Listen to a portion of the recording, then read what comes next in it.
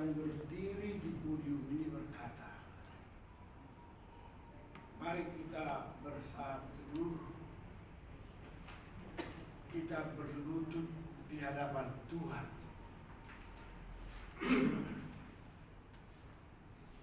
Bahasa dan kalimat ini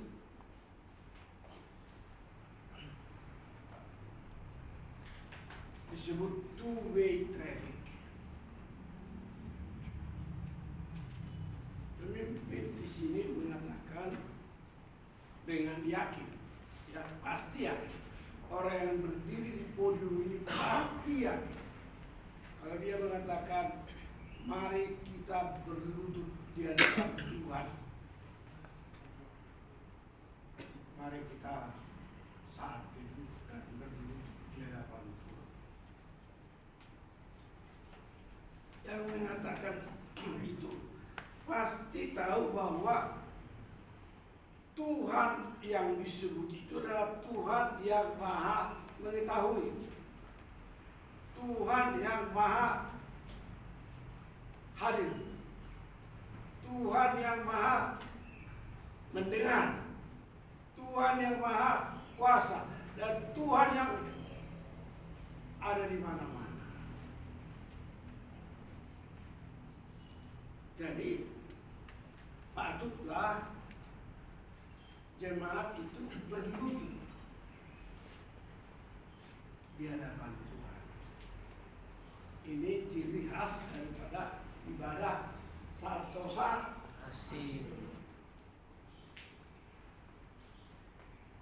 Dan juga setelah selesai ibadah mendengarkan firman Tuhan, ada ciri khas juga.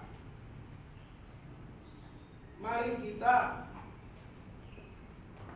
kembali duduk bersatu. Ngapain itu duduk bersatu? Adalah menarik nafas dari roh Tuhan. Karena ketika ibadah menegakkan, semua orang diisi oleh kebenaran,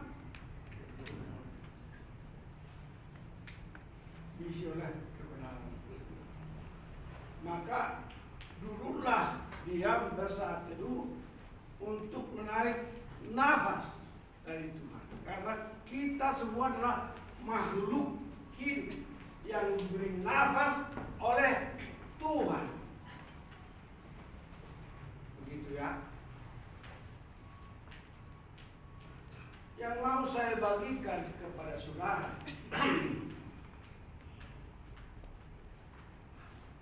hidup ini semakin serius, semakin sungguh-sungguh. Harapan saya adalah bahwa jemaat Santosa Asih berdiri teguh di atas firman dan iman yang dipimpin roh, sampai Tuhan datang. Saatnya akan terjadi, dan ini pasti terjadi, yaitu di dalam kesaksian Wahyu pasal 11 ayat 1 dan 2. Ini pasti terjadi dan akan digenapi. Siapakah yang dimaksud? Gereja dan oknum siapakah yang dimaksud yang berada di tempat ini? Judulnya dua saksi. Dua saksi itu adalah Musa dan Elia akan datang kembali. Itu sebabnya Musa tidak mati, tapi dia meninggalkan jemaat Israel di seberang sungai Yordan, dan dia pergi meninggalkan jemaat. Dan kemanakah dia? Demikian juga Elia. Elia tidak mati dalam hidupnya, dia meninggalkan Elisa bundanya, seberang sungai Yordan. Dia dijemput oleh kereta sorgawi. Dia kemana? Tahap pertama, Musa dan Elia menampakkan diri. Ketika Yesus membawa murid-muridnya ke Bukit Zaitun, dan di Bukit Zaitun Tuhan nampak dengan jubah dan wajah yang berkilau-kilauan, didampingi oleh Musa dan Elia dengan jubah dan wajah yang lebih daripada matahari cahaya. Nah, di dalam kitab Wahyu itu kita membaca ya, pasal 11 ayat 1 dan 2 saja. Kalau sudah dapat, lebih baik kita baca bersama-sama supaya kebagian. 2, 3. Kemudian diberikanlah kepadaku sebatang bulu seperti tongkat pengukur rupanya, dengan kata-kata yang berikut: Malulah dan ukurlah bait suci Allah dan mezbah dan mereka yang beribadah di dalamnya. Tetapi kecualikan peralatan bait suci di sebelah luar, janganlah engkau mengukurnya, karena ia telah diberikan kepada bangsa-bangsa lain, dan mereka akan menginjak-injak kota suci 42 bulan. Nah, ini pasti digenapi. Pertanyaannya, siapakah yang beribadah di tempat? Siapakah yang beribadah di tempat itu? Apakah Santosa Asih turut di dalamnya? Pasti ada gereja Tuhan di akhir zaman akan masuk ke tempat ini. Bahwa kita semua yang ada di sini mungkin tidak masuk ke sana karena kita sudah menghadap Tuhan, sudah dipanggil Tuhan. Namun, apakah Santosa Asih masih berdiri teguh sampai saat itu? Lalu apakah yang akan dilakukan, yang dilakukan Santosa Asih dari sejak sekarang mendengar bahwa ketika Musa dan Elia nanti datang, ada jemaat Tuhan yang beribadah dan dalam keadaan nyaman, tentram, terus dalam naungan kasih Tuhan. Adakah kerinduan saudara-saudara bahwa generasi berikutnya Santosa Asih ada, eksis pada saat itu? Ini. Kalau wahyu ini telah dikemukakan, saudaraku, dari Wahyu pasal 1, 2, 3, 4 sampai seterusnya, itu secara teratur dan terpimpin urutannya. Secara teratur dan terpimpin urutannya, dan semua digenapi. Sebenarnya umat Tuhan, gereja Tuhan harus memperbaiki dirinya.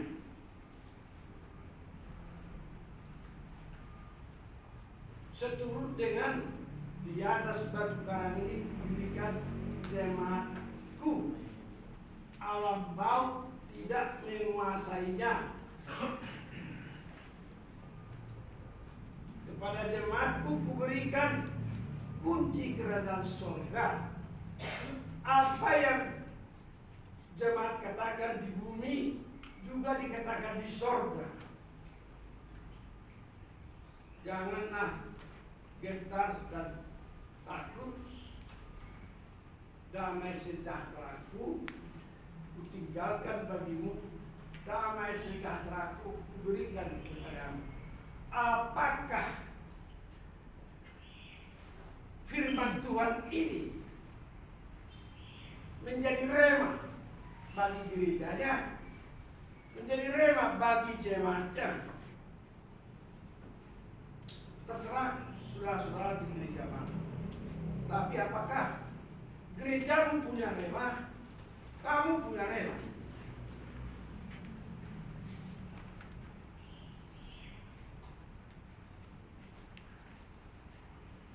Maka kita mempunyai kehendak bebas. Umat Tuhan punya kehendak bebas memilih jalan itu. Akulah jalan dan kebenaran dan hidup yang kekal. Itu Yesus katakan, dan dia berikan keteladanan. Jadi dalam keadaan situasi apapun yang terjadi dalam hidupku ini, tak pernah ku ragukan kasih-Mu Tuhan. Jadi, dalam keadaan apapun kamu, saudara-saudara sekalian, dalam hidupmu masing-masing, sudah mengatakan dalam diri masing-masing kita bahwa saya ini umat pilihan. Sudah dirancang Tuhan sebelum dunia dijadikan, maka keselamatan yang kualami adalah menurut firman Yesus dan menurut Roh Tuhan yang memimpin hidup. Semua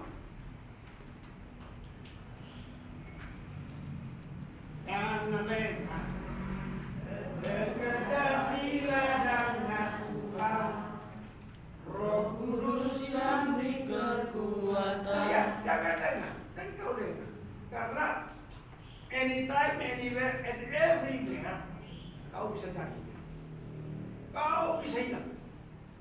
Kenapa? Di dalam dirimu ada penyakit kronis. Apa itu? Keinginan darimu sendiri. Penyakit kronis. Penyakit kronis yang lain, keinginan matamu. Penyakit kronis. Apalagi keinginan dunia yang beraneka ragam. Itu kronis. Apalagi ada gangguan hidup yang telah meracuni dunia ini. Maka ada yang kronis, hendak merintangi jalan yang Tuhan berikan. Ada ranjau, mau memilih jalan itu ada ranjau, dan ranjaunya dalam keinginan. Itu sebabnya begitu Tuhan selesai kuasa 40 hari 40 malam, dia memanggil memuridkan, murid-murid, disiplin. Jadi kalau guru tidak disiplin, murid pasti tidak disiplin. Apakah KSM meniru dalam mana? Dalam mana yang dikaitkan? Pasti menurut keteladanan guru yang baik. Guru yang baik bagi kita lah gembala yang baik, Tuhan Yesus Kristus. Kembali ke kita. Apakah kamu sekarang dipilih Tuhan untuk berjalan di jalan Tuhan, sehingga kamu mewariskan. Oh, firman Tuhan saya dengar hari ini bagus sekali. Apa itu bagus? Pertama, check and recheck. Maka tadi anak saya bilang check and recheck. Apa selanjutnya? Whatever. Apakah check and recheck itu ada Amsal, ada Mazmur, ada Lukas, ada lain-lain? Apakah kita sekarang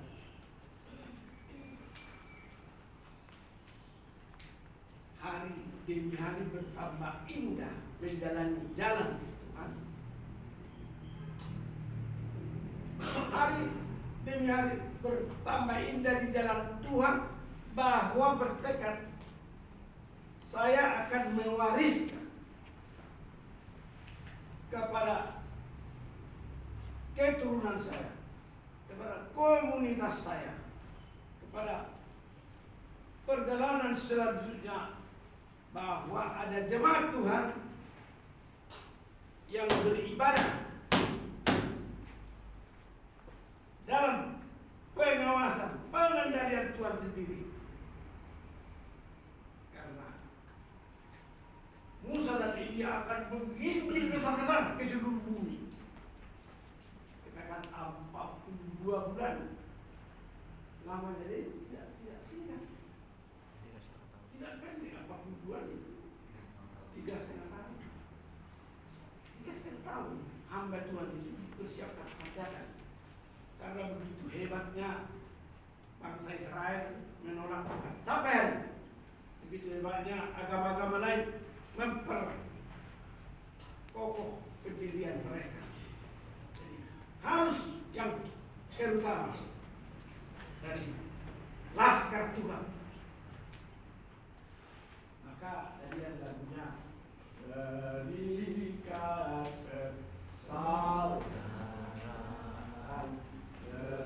berdirilah teguh. Nah, kita semua saudara.